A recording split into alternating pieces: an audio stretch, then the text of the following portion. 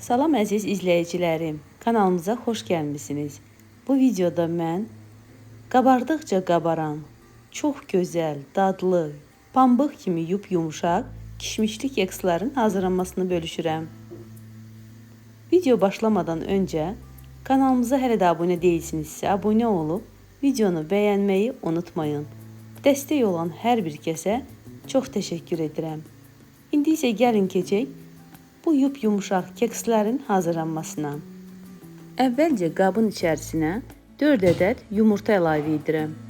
Üzərinə 1 çimdik duz və 1 stəkan şəkər tozu əlavə edib mikserlə yaxşıca ağarana qədər qarışdırıram. Sonra isə üzərinə 1 stəkan duru yağ və 1 stəkan qatıq əlavə edirəm. Ardından 1 bağlama vanilin və 1 bağlamada qabartma tozu əlavə edib qarışdırıram. Biraz qarışdırdıqdan sonra üzərinə un əlavə edirəm. Mən bura 3 stəkan və 2 yemək qaşığı əlavə un əlavə etdim.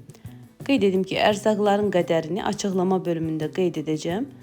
Arzu edənlər oradan da baxıb yararlana bilərlər. Və burada yarım stəkan kişmiş götürmüşəm. Qeyd edim ki, kişmişləri də əvvəlcədən yuyub qurutmuşam.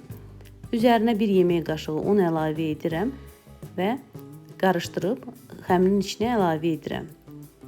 Və burada keks qablarının içərisinə yağlı kağız yerləşdirmişəm. Xəmiri əlavə edirəm. Xəmiri əlavə etdikdən sonra üzərindən də biraz kişmiş əlavə edirəm. Və əvvəlcədən qızdırılmış 180 dərəcəli sobada üzərləri qızarana qədər bişirirəm. Gördüyünüz kimi kekslərimiz artıq bişdi, hazırdır. Çox gözəl, yumuşaq, qabardıqca qabaran dadlı kekslər alınır. Hələ ki kekslər istidir, soyuyandan sonra kağızlarından çıxardıb süfrəyə təqdim edirəm.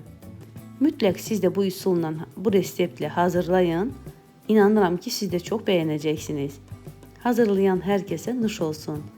Videom əgər xoşunuza gəldisə, bəyənməyi, kanala abunə deyilsinizsə, abunə olmağı unutmayın. İzlədiyiniz üçün hər birinizə çox təşəkkür edirəm. Sağ olun, var olun. Gələn videolarda görüşmək ümidi ilə.